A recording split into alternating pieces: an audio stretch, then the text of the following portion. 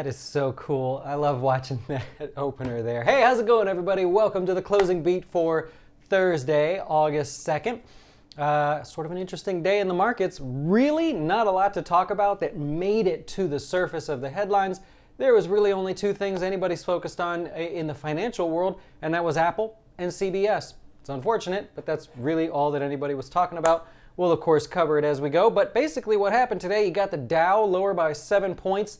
It was down close to 200, if not 200 on the nose, and it recovered all of it. Was positive until just the last second of the day. It did close down on the day. Only 7 points, not a big deal. The S&P closed higher by 13, and the Nasdaq 100 popped 95. So you go, wait, what happened?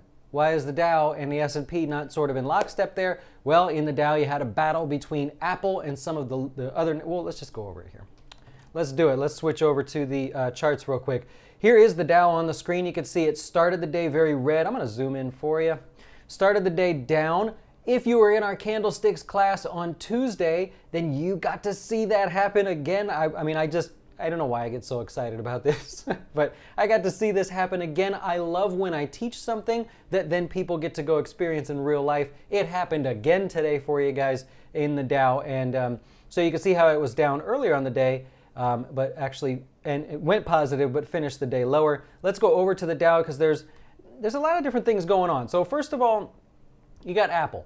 Apple hit the $1 trillion mark. Did you hear it? Did you see it like 5 million times across every radio headline, every news headline, every news station, every comedy channel that doesn't even talk about stocks all of a sudden wanted to talk about it? So the big news is, of course, Apple hits $1 trillion in value.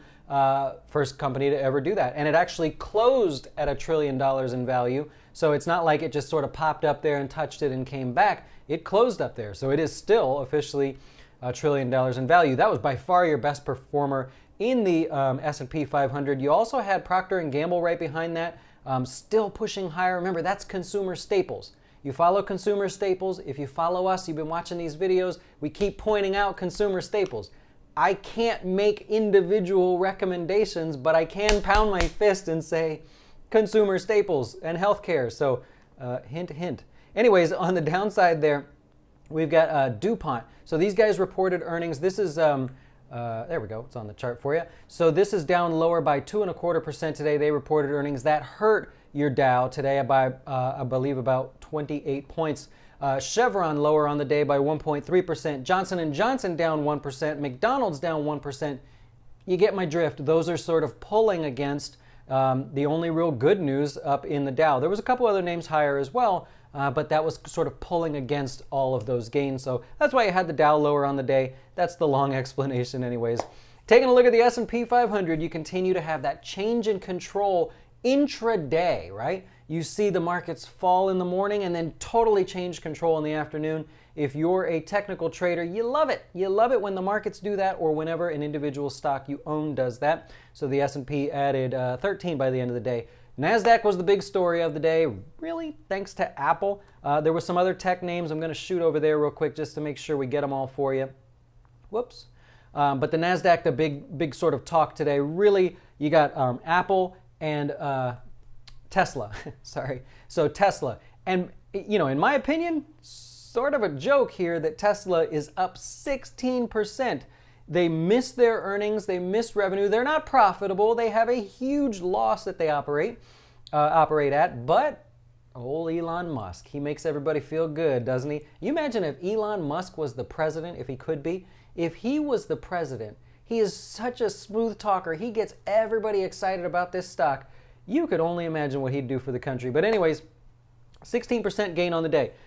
Companies losing money.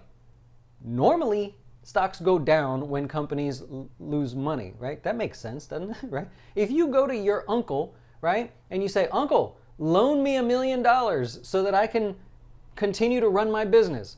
Uncle goes, "Hey, all right, how are you going to pay me back?" You normally respond with, "Well, my company makes a profit of X and I will pay you back a portion of that until I repay the $1 million.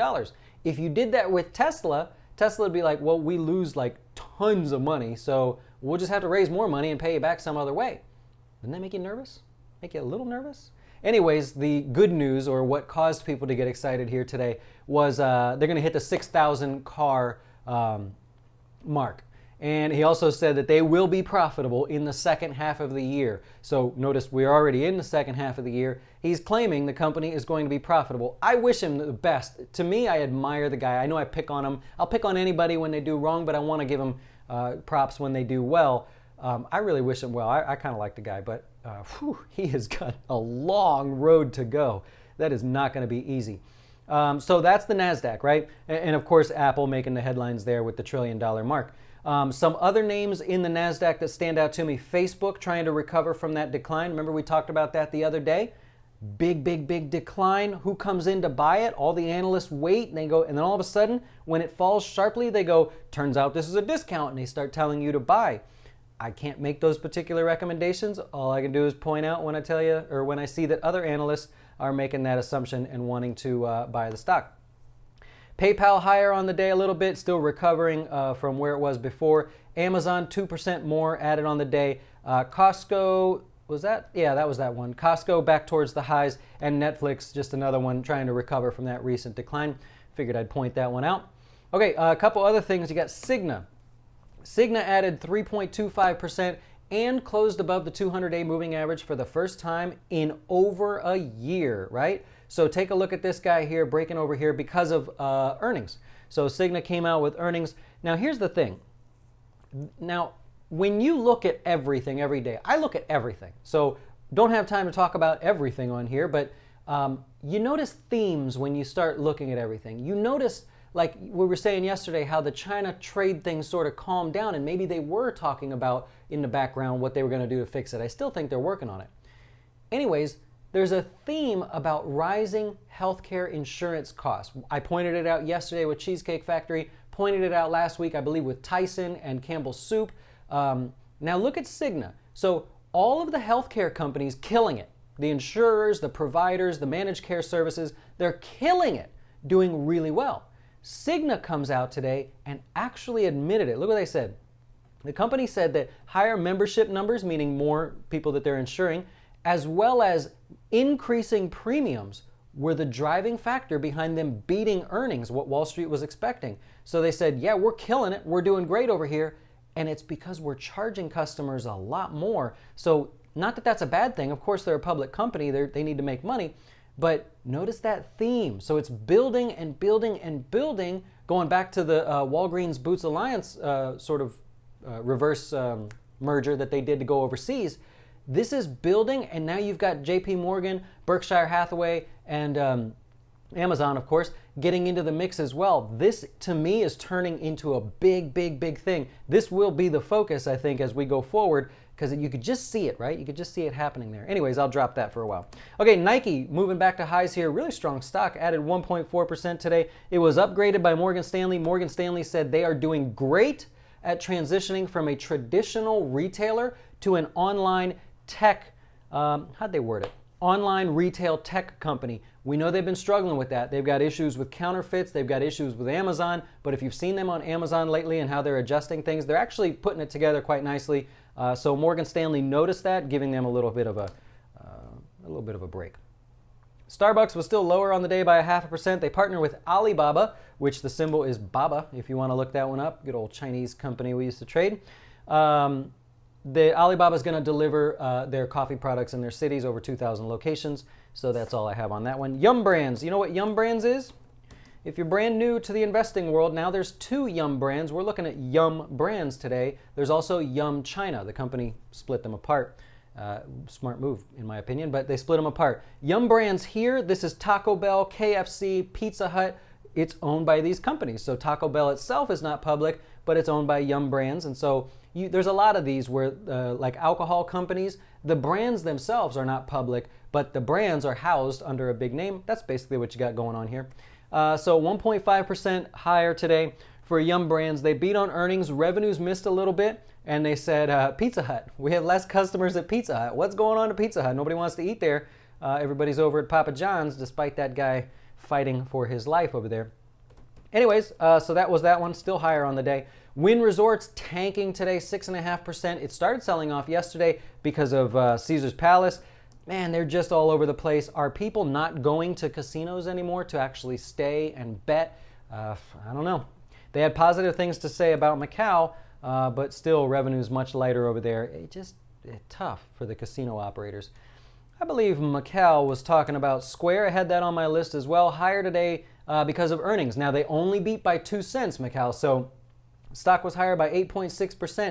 A lot of excitement today, the way they dressed it up to make it look good. But under the surface, the company said, look, we barely beat earnings, right? We did, of course we did, but we barely did it. And they said going forward for this quarter to lower your expectations. So they sort of hinted to Wall Street, this quarter coming up, maybe not that good. So if you're in that trade there, certainly enjoy the ride while you can, but you're going to want to pay close attention for next quarter. And then, oh, that's the one, DocuSign. It did break out today. I saw that. I was looking for you. It broke out over those highs, and notice what happened. As soon as you break out over those highs, you get some steam building there, 57.50. I'm going to do you a favor and go down to, can I do it on this computer? Yeah, go down to the charts here. So look at now, every candlestick on a chart represents 5 minutes. Notice as soon as it broke over the number that I was talking about for you, you see the volume kick in there, Macau? See how the volume all of a sudden is really high, 57.50, and it takes off from there. That's the buy orders.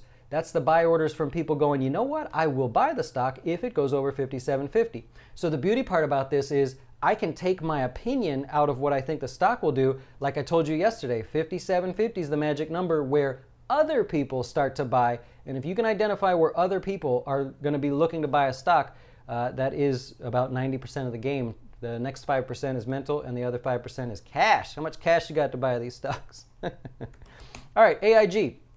So AIG, what did they do? They were down 5%. Oh, down 5% after hours here, missed on earnings, if you're familiar with AIG. We did say that CBS was really the secondary sort of focus for the day. They released earnings. They actually did pretty good, a lot of positive things to say. Nobody cared because they wanted to hear what Leslie Moonves had to say about the sexual harassment charges. And to be honest with you guys, I think they should have said something. If someone accuses you of wrongdoing and you didn't do it, isn't the first thing you do is go, I didn't say that. I didn't do that. I promise you. Right? Don't you fight back? I don't know if I missed it, but this guy's not fighting back, which leads you to believe he's trying to cover something up. So everybody was looking for him to comment on that.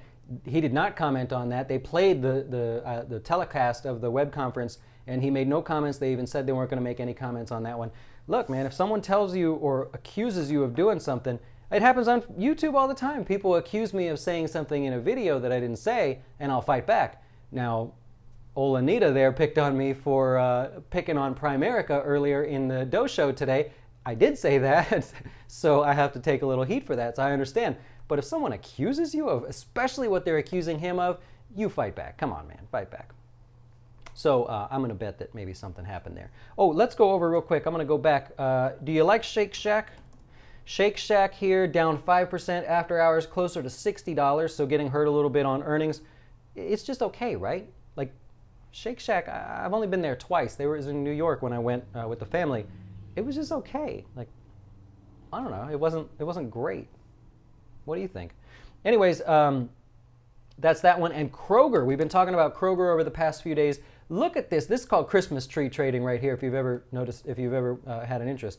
When you have the back and forth green, red, or in this case, the green, red, green, known as Christmas tree trading. But for those of you in the candlestick class or know anything about candlesticks, is that not an immediate change of control right there that looks like it's moving to highs? Kroger, no real news.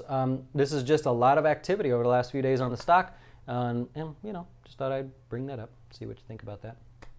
Okay, any questions? I think we got most of them. Christopher, thanks so much, man. I appreciate that. Love it.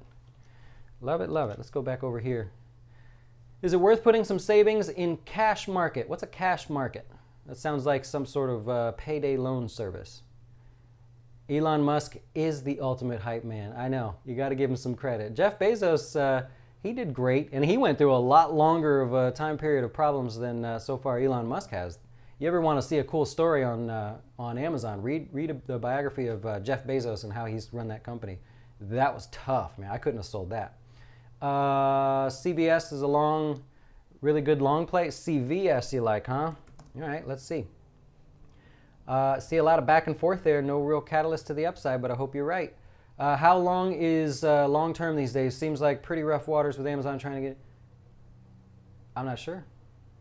I think I agree with you on Amazon there. They're going for it. Tesla's making you greens. Hey, stick with it, man. The only wrong trade is the one that loses money. So at the end of the day, when you see the opinions on TV, you see the opinions about who thinks it's going higher and lower, the only people that are wrong are the ones that lose money. So if you're making some money, roll with it, man. Enjoy it.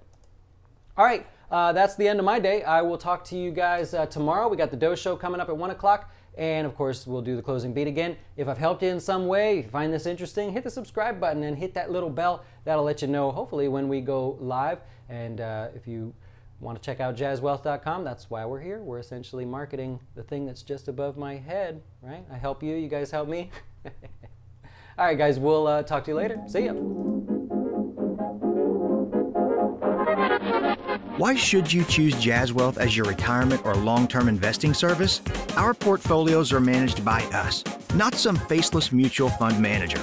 Our private classes will teach you everything about investing and getting your dough straight. Best of all, our fiduciary standard means your best interest comes before ours.